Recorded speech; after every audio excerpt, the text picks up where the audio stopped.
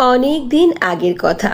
কোনো একটি গ্রামে ঋতু নামে একটি মেয়ে তার মা সরস্বতী ও বাবা রামগোপালের সঙ্গে বাস করত। ঋতুর মা বাবা গ্রামে বসবাস করত। সেখানকার সব মানুষই পশুপালন করা ও ক্ষেত খামারে কাজ করা এর উপরেই নির্ভরশীল ছিল। ঋতুর মা ছাগল ও একটি গাভী পালন করত। ঋতুর মা প্রতিদিনই সেই ছাগলগুলোকে খেতে চড়াতে নিয়ে যেত। গাভীকে দিত সবুজ ঘাস খেতে।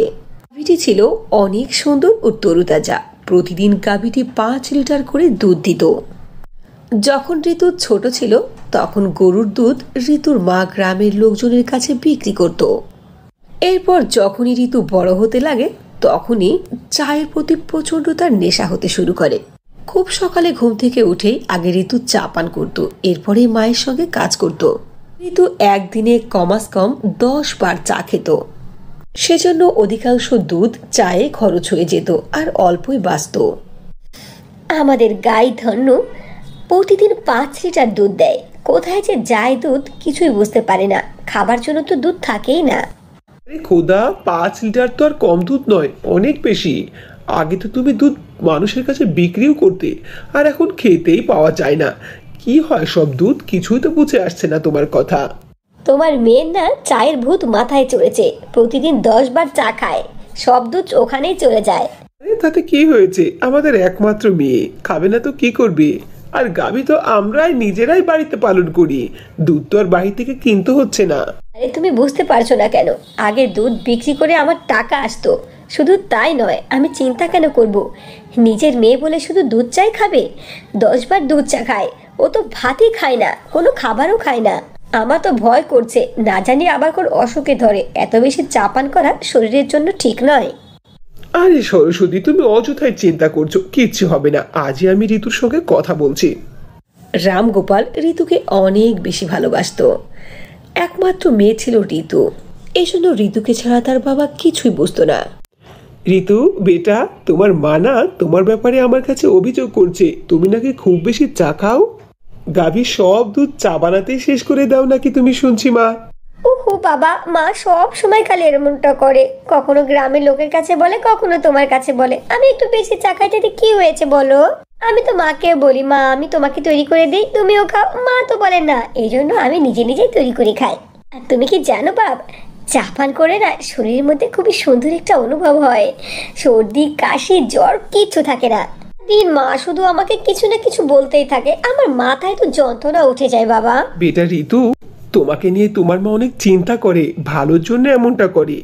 এত বেশি চা খাওয়া শরীরের জন্য ভালো নয়। যদি কোনো অসুখে পড়ো তাই তোমার মা বকবক করে। ঋতুর পরিবারের সবাই ছিল খুবই ভালো স্বভাবের। তারা সব সময় লোকদের সঙ্গে হাসি মুখে কথা বলতো। গ্রামের সব মানুষই তাদের অনেক পছন্দ করত ও প্রশংসা করত। এভাবেই দিন কাটতে লাগলো। অনেক দিন হয়ে গেল গ্রামে বৃষ্টি হচ্ছিল না, যার কারণে মাঠের ফসল শুকিয়ে মরে যাচ্ছিল। রামগোপালের কাছে জমি ছাড়া আর অন্য কোনো উপায়ও ছিল না টাকা রোজগার করার। তার গাভীর দুধও বাঁচে না, যেটা বিক্রি করে সে সংসারের খরচ চালাবে। ধীরে ধীরে ঘরের সব কিছু জিনিসপত্র শেষ হয়ে যেতে লাগলো। সরস্বতী ও রামগোপাল খুবই চিন্তার মধ্যে পড়ে গেল। তারা কিছুই বুঝতে পারছিল না যে সংসারের খরচ তারা কি করে চালাবে। একদিন ঋতু গ্রামের মধ্যে গ্রামের লোকদেরকে এদিকে ওদিকে যেতে দেখলো। ওই লোকদের মধ্যে কেউ কেউ ছিল গ্রামের সম্মানিত ব্যক্তি, আবার কেউ কেউ ছিল দিনমজুর। সব লোকেরাই ছিল অনেক ক্লান্ত। আরে এদের সবাইকে দেখছি অনেক চিন্তিত আর পেরেশান। আমি এক কাজ করি, যদি এদের সবাইকে আমি চা তৈরি করে খাওয়াই না, তাহলে এদের মন ভালো হয়ে যাবে আর ওরা হাসি খুশি মন নিয়ে থাকবে। ইস, যদি আমি ওদেরকে ফ্রিতে দুধ চা খাওয়াতে পারতাম, ওদের সবার মন ভালো করতে পারতাম, ওদের চেহারায় হাসি দেখতে পারতাম, তাহলে কত ভালো হতো। কিন্তু আমার কাছে তো দুধই নেই। ঘরে মাত্র 5 লিটার করে দুধ হয়, তা তো সব আমি খেয়ে ফেলি। এদের জন্য আমি দুধ কোথায় পাবো চা তৈরি করার? ইস, যদি আমার কাছে জাদু শক্তি থাকতো। ঋতু এসব মনে মনে ভাবছিল। ঠিক তখনই তার সামনে খুবই সুন্দর একটি পরী প্রকট হয়ে গেল আর ঋতুকে বলতে লাগলো, ঋতু, আমি অনেকক্ষণ ধরে দেখছি তুমি এখানে বসে বসে লোকদেরকে দেখছো আর মনে মনে কি যেন চিন্তা করছো। ঋতু, আমাকে বলো না তুমি কি ভাবছো? আমি ভাবছি যে এসব লোকেরা কত চিন্তায় আছে। ওদের চেহারা দেখলে বোঝা যাচ্ছে ওদের মধ্যে কত পেরেশানি। আমি আফসোস করছি। যদি ওদের মুখে হাসি আনতে পারতাম, ওদের কষ্টকে দূর করতে পারতাম। ওদের চেহারা খুশি করার জন্য শুধু একটি মাধ্যম আছে, সেটা হচ্ছে চা, শুধুই চা। ঋতু, তুমি এ কি বলছো? এটা কি সত্য কথা বলছো? চা কি মানুষের সব কষ্টকে হল করতে পারে? হ্যাঁ, আমি সত্যি বলছি। যদি বিশ্বাস না হয় চলুন আমার সঙ্গে আমার বাসায় চলুন।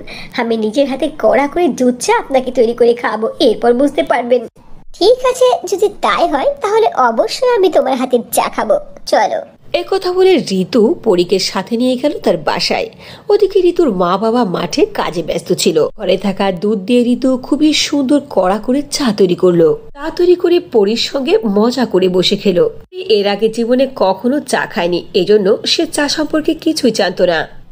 যখনই সে পরী চা পান করলো তখনই তার শরীরের মধ্যে একটি ফুর্তি অনুভব হলো। সে খুশি হয়ে গেল, তার শরীরটা চাঙ্গা হয়ে গেল।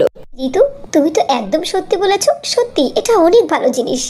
এটা পান করার সঙ্গে সঙ্গে আমার শরীর মন সব ভালো হয়ে গেল। দেখুন পরিজি, আমি সত্যই বলেছি।